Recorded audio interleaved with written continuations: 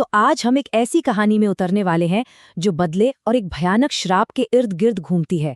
एक ऐसी अलौकिक दास्तां जो सच में रोंगटे खड़े कर देगी। कहानी में सीधे कूदने से पहले जरा इस एक सवाल पर सोचते हैं। कोई इंसान बुरा नहीं होता, उसे बुरा बनाया जाता है। ये जो लाइन है, ये हमारी पूरी कहानी की नींव है। ये हमें सोचने पर मजबूर करती है कि अच्छाई और बुराई के बीच की लकीर आखिर कितनी धुंधली होती है। तो हमारी कहानी की शुरुआत होती है एक लेखक से, एक ऐसा आदमी जो एक बहुत ही काले और गहरे राज के बारे में जरूरत से ज्यादा जान गया था। सोचिए, एक फोन कॉल चल रही है और लेखक जो है यक्षिणी से जुड़े सवालों से बिल्कुल तंग आ चुका है।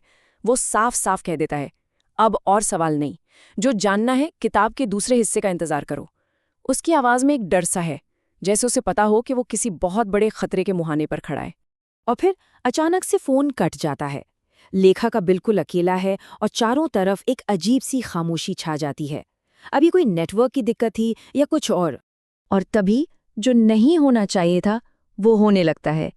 कमरे की लाइटें अपने आप जलने बुझने लगती हैं और फिर एकदम से घना अंधेरा, सब कुछ शांत। डर का माहौल और भी घना हो जाता है जब वो बंद दरवाजा खुद ब खुद चरमराहट के साथ खुल जाता है।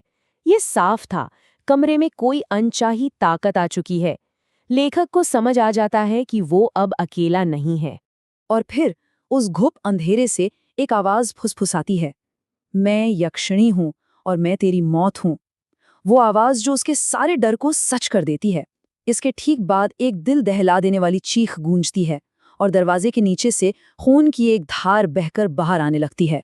उस खौफनाक रात के बाद वक्त गुजरता है, पूरे 13 साल, एक लंबा खामोश दौर। अब कहानी में एंट्री होती है हमारे नए हीरो युग की। वो एक ऐसे सफर पर है जिसके आगे छिपे खतरे से वो पूरी तरह से बेखबर है। तो युग, जो करीब 26 साल का है, बड़े आराम से ट्रेन में बैठकर मेघालय की खूबसूरत गारो पहाड़ियों को देख रहा है। और मजे की बात देखिए, अपने हेडफोन में एक हॉरर स्टोरी सुन रहा है। उसे इस बात का जरा भी अंदाजा नहीं है कि वो खुद एक जीती जागती डरावनी कहानी का हिस्सा बनने जा रहा है। उसी ट्रेन में उसकी मुलाकात एक अजीब से रहस्यमयी बूढ़े आदमी से होती है। युग बड़े कैजुअली उसे बताता है कि वो तो बंगला मुंडा की ग्रेवयार्ड कोठी में रात गुजारने जा रहा है।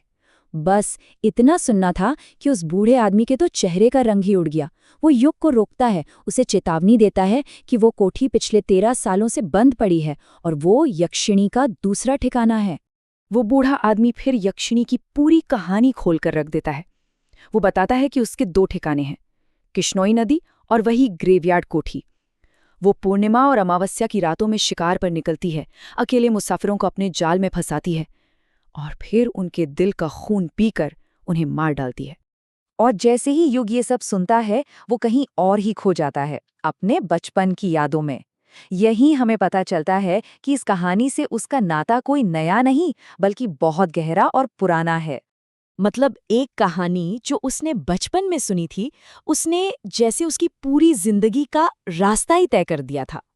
सोचिए, 10 साल की उम्र में उसने ये कहानी अपने पिता से सुनी थी, जो खुद एक लेखक थे, और आज 26 साल की उम्र में वो उसी कहानी के दिल में जा रहा है।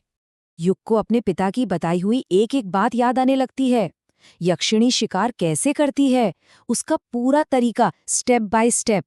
पहले वो अपनी खूबसूरती से लुभाती है, फिर मंत्र वाला खाना खिलाकर वश में करती है, फिर उसके साथ शारीरिक संबंध बनाती है और ठीक उसी वक्त अपने असली भयानक रूप में आ जाती है, और आखिर में वो अपने शिकार के दिल का खून पी जाती है। लेकिन कहानी में एक बहुत बड़ा ट्विस्ट था। युग के पिता ने उसे बताया था कि यक्षिणी असल में बुरी है ही नहीं, वो तो एक अप्सरा थी, किसी दूसरे लोक की परी। वो जो कुछ भी करती है वो अपनी मर्जी से नहीं, बल्कि एक भयानक श्राप की वजह से करती है। ये एक ऐसी डिटेल है जो उसे एक दैत्य से ज्यादा एक दुखियारी किरदार बना देती है। और इन्हीं यादों से युग बाहर आता है, वापस ट्रेन के डिब्बे में। अब तक हमें काफी कुछ पता चल चुका है, लेकिन असली सवाल तो अब भी बाकी हैं। कहानी कई रहस्यों में उलझी हुई है। सबसे पहला और सबसे जरूरी सवाल, आखिर वो श्राप था क्या? ऐसा क्या हुआ था एक अप्सरा के साथ कि वो खून की प्यासी यक्षिणी बन गई? ये कहानी का वो हिस्सा है जो युग के पिता उसे कभी सुना ही नहीं पाए। और फिर वो सवाल जो सब कुछ जोड़ देता है, कहानी के शुरू में जो लेखक मारा गया वो कौन था? क्या वो युग के पिता ही थे? एक लेखक जो यक्षिणी के राज के इतना करीब था, उसका अंत इतना भयानक क्यों हुआ? और आखिर में सबसे अहम सवाल, युग तमाम चेतावनियों के बावजूद उसी ग्रेवयार्ड कोठी की तरफ बढ़ रहा है। वो वहां क्यों जा रहा है? क्या वो कोई राज खोलने जा रहा है या अपनी मौत को गले लगाने? उस कोठी के बंद दरवाजों के पीछे आखिर ऐसा कौन सा सच दफन है? यही सवाल हमें कहानी के एक ऐसे मोड़ पर लाकर छोड़ देते हैं जहां से आगे का सफर और भी ज्यादा रोमांचक होने वाला है।